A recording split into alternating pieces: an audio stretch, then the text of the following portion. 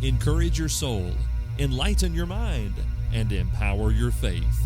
This is the Light Network.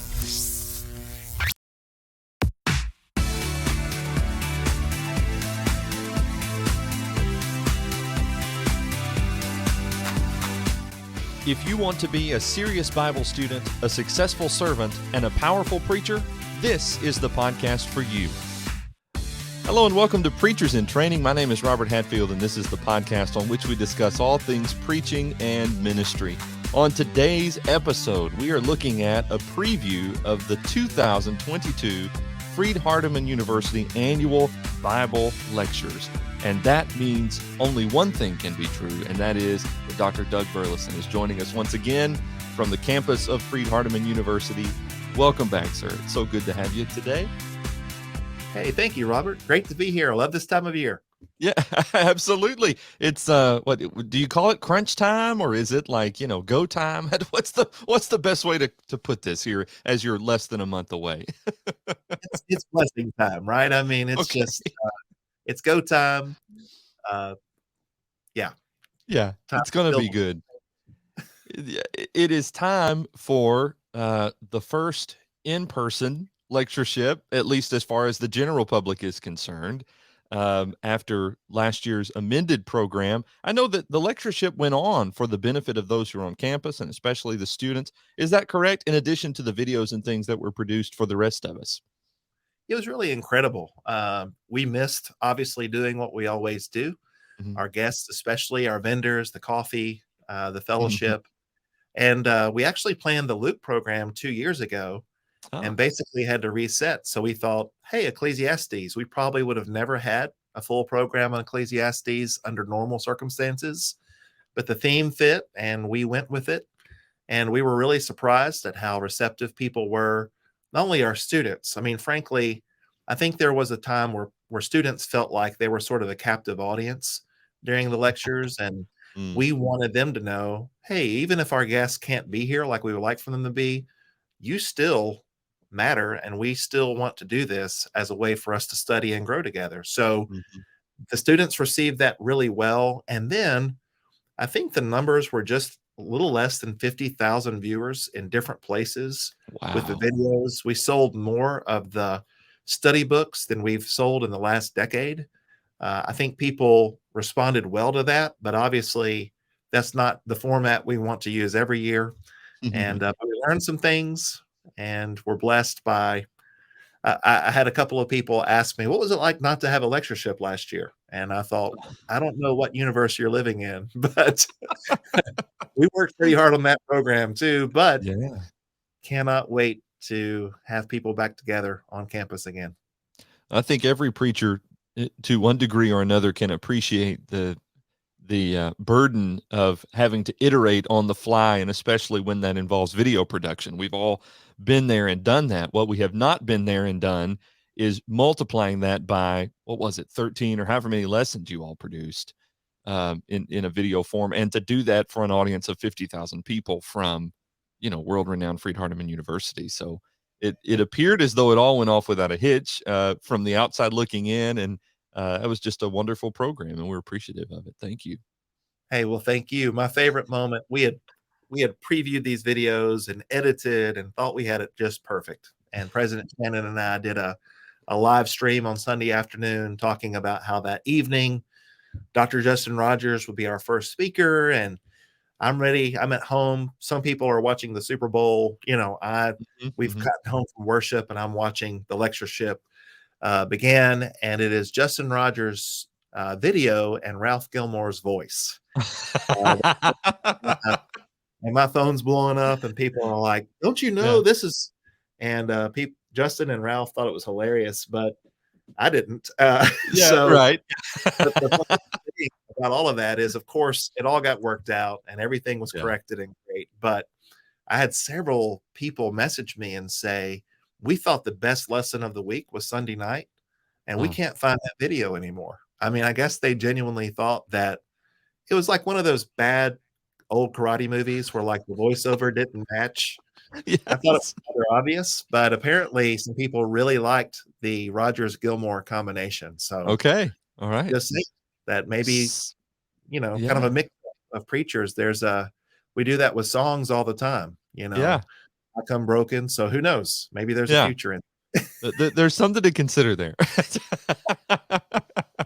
Well, this year, February 6th through 10th, 2022, he went about doing good, the compassion of Christ in Luke. And you mentioned a moment ago that this was supposed to be 2021. Is that right? That's right. That's right. We've had Okay. 2 years to tweak this and improve it, and Yeah. that's been wonderful. So no pressure, right? Two years building up. It gave us a chance to honestly look at other parts of the program that Mm, we've always sort of looked at and assumed are profitable, and really think more about some of those peripheral details that matter just as much as perhaps the big picture, and to think more about 2023. mhm. Not to get too far ahead, but we're going to study Ezra, Nehemiah, and Esther for such a Oh, time as wow. this. And we try to go Old Testament, New Testament. We're down to about, I think, 4 or 5 books in both Testaments we haven't had programs on. So, but it's been a blessing to think about the Lord in the Gospel of Luke for 2 years is not a bad thing. Yeah, that's right. This is the 86th Annual Bible Lectureship. And I like that you mentioned that you're sort of working your way through, various books of the Bible. What an amazing legacy that is, and to study that together as a part of one program over the decades, it's just wonderful. You mind giving us a peek behind the curtain? I mean, how do you all determine what's coming up next? I know you just said you're alternating the testaments.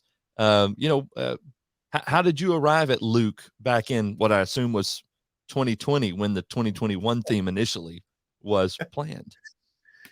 Yeah, I don't mind at all, because truthfully, it is a process that involves a lot of prayer and a Mm, lot of reflection. In 2020, that was our 150th anniversary here at mhm, Freed-Hardeman, and so we wanted to think about history, but not in a way that glorifies man, but focuses on God's role mm, in that. And so, his place in our story, kind of a program that wasn't tied to a particular book.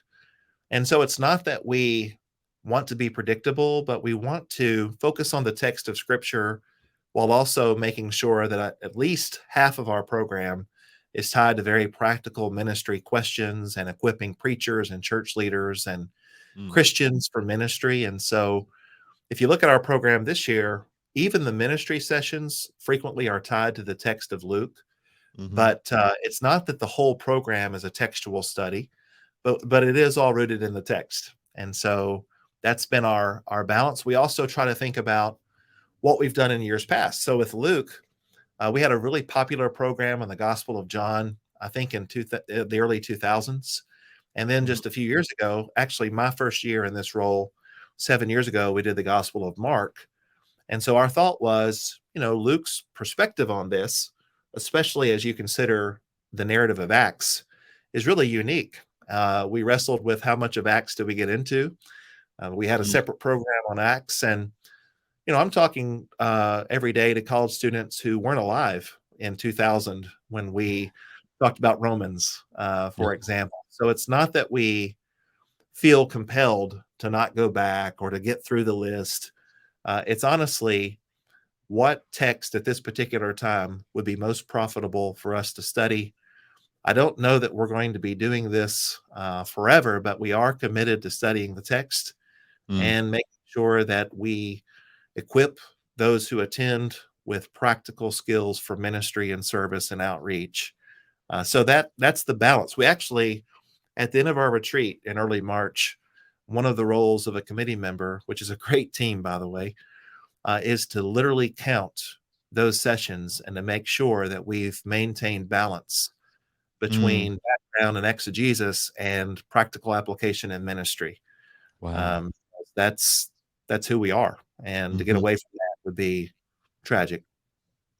Talk a little bit about the different tracks or how whatever areas of emphasis that you have. And I know that maybe some have been added in recent history. Perhaps there's some variety from year to year. I mean, talk about that a little bit. Yeah, thank you. There's some tracks that are always a part of our program. For example, there's always a track or two on backgrounds. And so this coming February, in just a few weeks, There's a track at 8:30 every morning that talks about, for example, Luke and first century medical practice, Mm. or Luke the man, or Luke the message. I mean, those are some of the background sessions that we get started with on Monday morning. And then there are usually contemporary concern type sessions. Ralph Gilmore, for example, was a big part in helping us think through that. And we've got team members now like Matt Sokolowski who help us in that way, because we want to make sure that we're not topic driven or Mhm. controversy driven, issue driven, but that we are aware of how, for example, the second passing of the cup in Luke's account of the Last Supper, or Mhm. maybe the prologue of Luke and what he's doing there with regard to historiography. There's just some questions that come out of that. But then we have some variables, and I would guess that there are probably 10 tracks every year that we just reset. We erase what we did the previous year. And Mm. so this coming year, we think about the 12:30 right after lunch tracks upstairs and a couple of our balconies. We have one on spiritual disciplines this year. I think 2 years ago, Jim Gardner did one on Bible translations. There's just a lot of opportunity for us to think about making sure we're touching all the bases. I guess a lot like a preacher, Mm. it's always been my desire to sort of think ahead and make sure that I preach the whole counsel of God. I don't know that Paul meant there that I've got to preach every book every year, Mhm. but we want to make sure that we don't fall into the same pattern. And it may be that there are people who look at the program and they assume like it's the same stuff every year, it's the same speakers every year.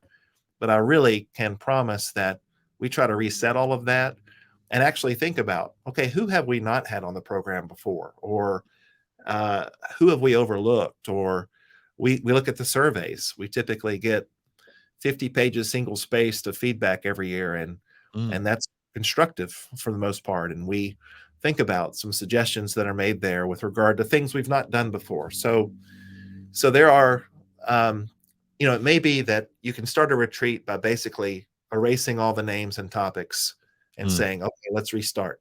But Mhm. we actually challenge the frame, challenge the shell, and say, okay, we've been doing these early morning prayer sessions now for a few years. Is that the way we need to start the day again? Mm. What about those late night student led devotionals? Is that something we want to continue to do? And so we try to really think critically about all of those pieces and not just fill in the blanks. Mhm. Try to keep it fresh. That you mentioned the retreat, that's the lectureship committee, gets away almost that's not long after 1 year's lectureship is concluded that the planning for the real I mean, down in nitty-gritty kinda planning for the one to come, the Lord willing, begins, right? Yeah, we usually wait a couple of weeks, and the reason for that is really more about giving survey the people who are Mhm. giving survey time to get us our feedback back. But we gather, we have study tools with us. Everybody on the team brings something to the table. And the retreat is primarily about establishing what that schedule may look like and what topics we need to address. We don't talk about speakers at all until after that whole thing's set. And then when we think about speakers, it's really more about who fits this topic, um, who fits Mm. this program, who do we know that, and there may be some places where we just say, hey, here's the person we really need to utilize that we haven't had in a while, or that the feedback on this was really positive. So that's what I like about the team. These guys come to the table with a world of Bible knowledge and with connections throughout the brotherhood and experiences that are valuable. In the last 7 years, there's been a ton of change there. I mean, the first year, I mean, think about who rotated off the committee the year I came on. Mm. David Light, Earl Edwards, and Clyde Woods. I mean, Mm. that's just that alone was a tremendous loss of knowledge and Mhm. experience. But other guys have stepped in, and with the more recent retirements of Billy Smith and Dwayne Wilson and Ralph Gilmore, it's an ever-changing picture, but it's really a beautiful and encouraging thing to see how the Lord continues to bless us, even as that committee is always changing. Mhm. Uh, Brother Billy is the honoree, right, of the Tuesday evening appreciation dinner, and, that's an exciting thing too. I don't know that I realized that until I got the brochure and started looking through that a little bit. That's exciting, and I know honor that is well deserved. That's really great. Yeah, well, thank you. Billy was going to be our honoree last year, and Mm, obviously we needed to postpone that. Would have been hard to have had a appreciation dinner last year for him, yeah, but it's like a virtual potluck. That would have been yeah, there interesting. you go. Yeah, you bring your He served here for 50 years in a variety of wow. roles. Was dean of the College of Bible for I think 25 years, something. Maybe I'm shortchanging him on that, but he's just a gracious man who means a lot to everybody on the team, to Mhm. me personally, and I know that'll be a great night. We also, in our ladies' devotional book, are honoring Dwina Willis, who chaired the Oh, women's subcommittee for years and years, and also the late Carol Childers and her husband Tom. mhm. Those three people have contributed to the program in so many ways. So even though we're not able to have a dinner for all four of them, we always are thinking about. I mean, even last year we honored Carrie Couch as well as Stan Mitchell and their spouses because they Mhm. were men that were dear to us. So it's a great opportunity to give honor to whom honor is due on an annual Yeah. basis. And Billy is certainly a worthy one who's worthy of that honor. Yeah. And it's an honor for me just personally to get to work alongside him now here at Henderson, and that's a wonderful thing. And by the way, he and I, just for our listeners' sake, we've recorded already the episode that will be released next week on planned preaching. And Brother Billy is the guy to talk about planned preaching, and it's a wonderful episode. I can't wait to share that with you. On the lectureship website, fhu.edu/lectureship, there is a very helpful menu with a variety of options, including the schedule. I'm not really sure what's happening right now with my schedule because when I click on it, everything's in Spanish. Oh, just the first part. Just the first Oh, part. okay, just the first part. Yeah, Okay, that so this is yeah, this is the Spanish area of the lectureship. Is that what's happening here? yeah, I'm glad Oh you said yeah. something about that. Okay, So good. what actually happens is our program starts on February the 6th, which is a Sunday, Hmm. but preceding that, there is a Spanish workshop. Look at that. There it goes. Yeah, Okay. so 6 p.m., that's where the English starts. And Well, so so I thought I had some setting wrong in my web browser or something. I was like, "How did this so switch over to Spanish?" maybe we should have put a warning label there, but Perry Maybe I Harden should just read. That would yeah, help. Perry Harden teaches Spanish here at Freed-Hardeman. He's one of our ministers at Estes. We have a Mhm, Spanish speaking ministry there, and he's coordinated that. And even though those sessions will not be translated into English, mm, we historically have had a great group of Christians, Spanish speaking Christians, participate in that. And not to go too long here, but one of the cool things about what's happened with the lectureship is there's a kids program, there's a teens program, there's a Spanish speaking program, expanded program for women, and then mhm. hearing impaired guest Ryan Smallwood is the coordinator of that effort. We actually provide personalized signing services, especially in the main sessions, because the thought is we don't want anybody to be excluded based on a disability or feeling like Yeah. the lectureship's just for people who are a certain age or whatever. So Mhm. it's exciting. Yes, that's wonderful. And, by the way, I'm sorry about that, by the way. I'm thankful now that, that I asked about that. I am too. Somebody All you else gotta make do is read, okay. But there's a section there with the categories, and you can look at some of these different, topics under which the lectureship is organized, which is cool, including Hispanic Ministry Workshop and other things, so there you go. All I gotta do is read, it's fine. hey, some days it's a hard thing to read some days. Yeah, they are, some days. Okay. The mobile app as well is a thing, and that's available in both the iOS App Store, Apple's App Store, and the Google Play Store. You search FHU events to get to that. Is that correct?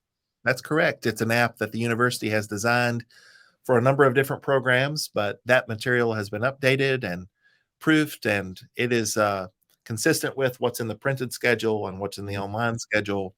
We just want everybody to have access to that. And if you come to the program and you don't have a way to really look at that, we have several thousand extra copies of the printed schedule that will be here that week as well.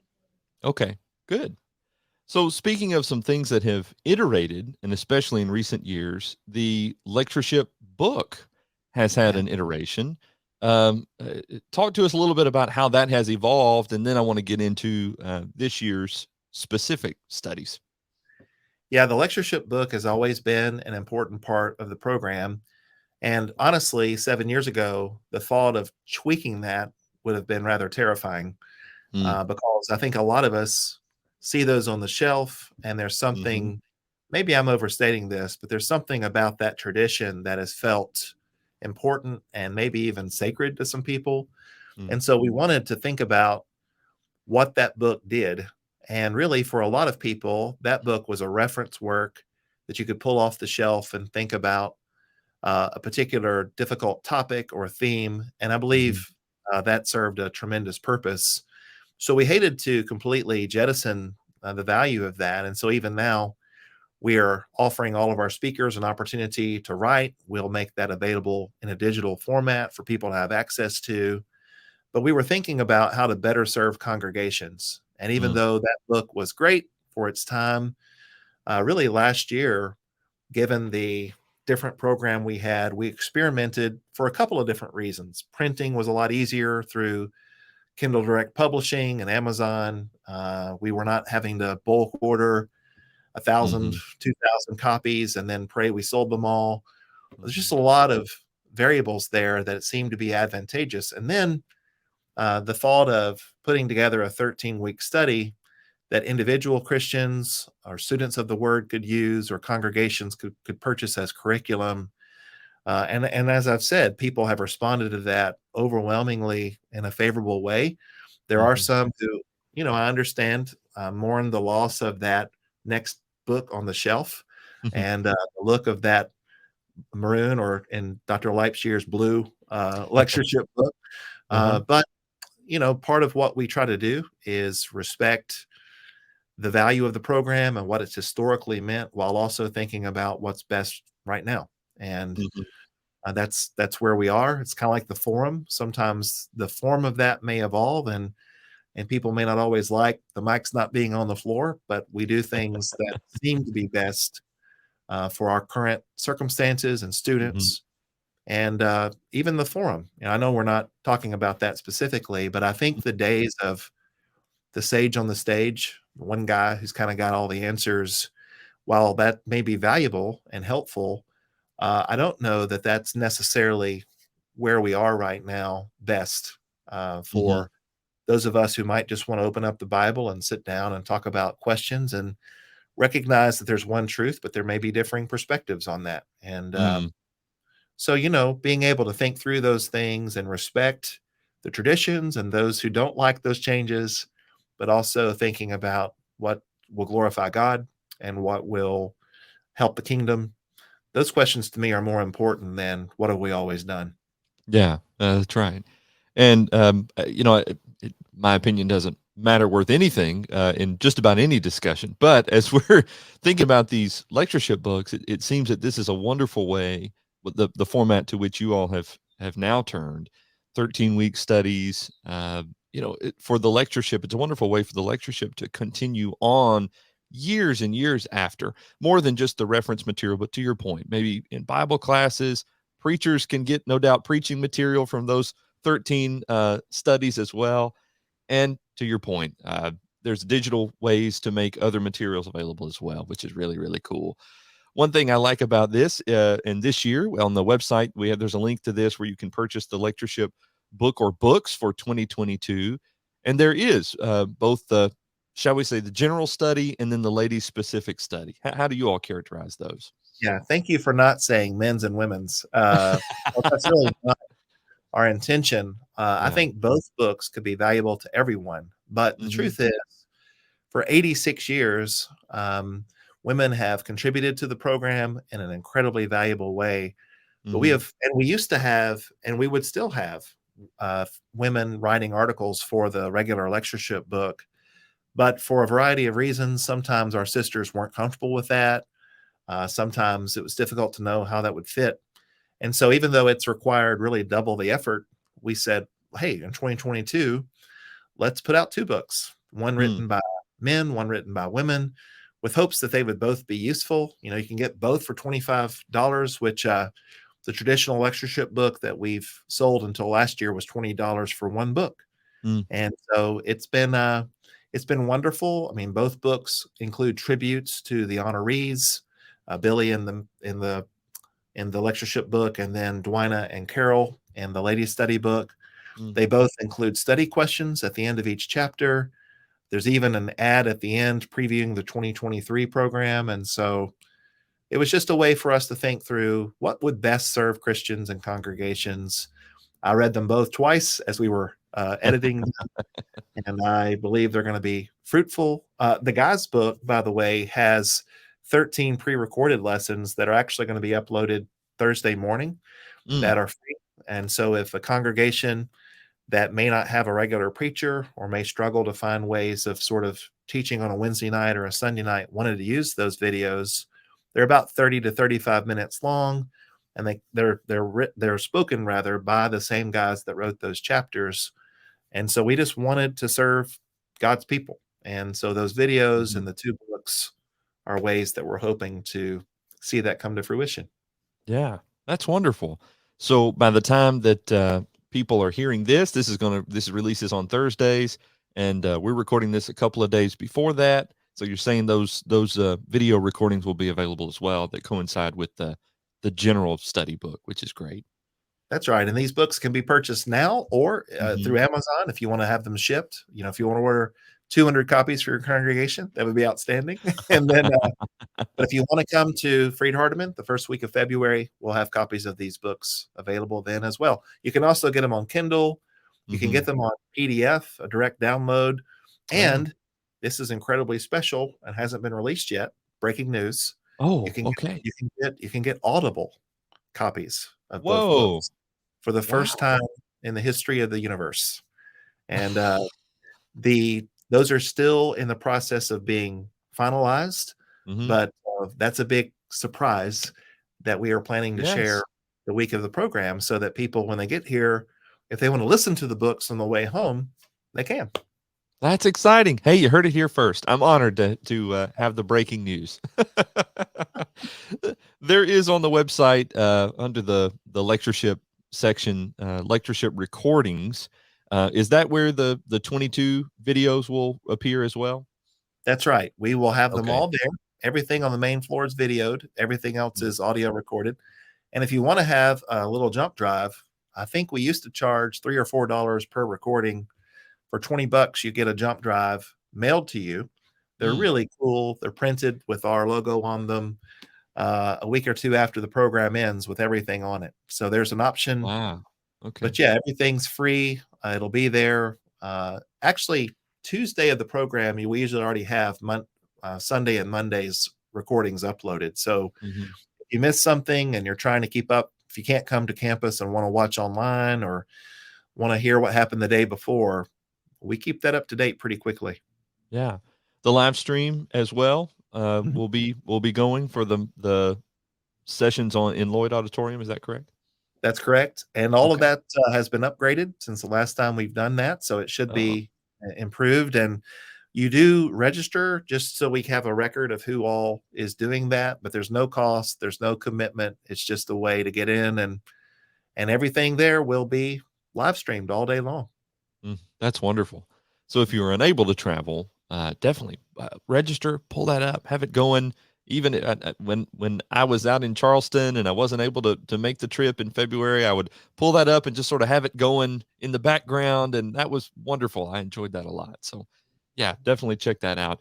There are ways as well under a resource section for you to help spread the word about this upcoming lectureship, and want to point you to that. I think this is a neat idea to include Facebook banners you can download and post, posters that you could even print or share with someone, slides for the slide deck there at the congregation. We all have slide decks these days to promote the 2022 lectureship at Freed-Hardeman. He went about doing good, the compassion of Christ in Luke. That's a neat idea to include that stuff.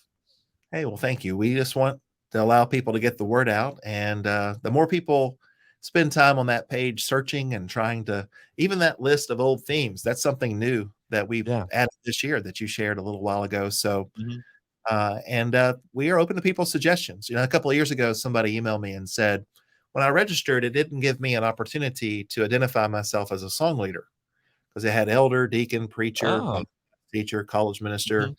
And so, hey, yeah. So, as people navigate the site and look at things that could be improved, a lot of the things that you see there have come about from helpful feedback and being receptive to always trying to improve the program. So, thanks to everybody for really helping us in a constructive way, and we're still open to that. Yeah. fhu.edu/lectureship. That's exciting. So there are measures in place on campus relative to the coronavirus. And before we end today, maybe it would be good to briefly address this. Um, uh, what's the official word? I don't want to get into the weeds with this. Everybody has to make the call based on what they feel comfortable to do, and all of that. Mask or no mask, whether you come or whether you stream, any of that. The lectureship is happening. It's happening in person. It's happening on campus. That's a wonderful thing. Definitely, we missed it last year. Any additional comment beyond that regarding the coronavirus and just the fact that it's still here as we come into the 2022 lectureship? Thank you, Robert. Yeah, we've got a great team on campus, starting with President Shannon and the cabinet, that are always monitoring the local CDC recommendations, the health department, what's happening among our student body.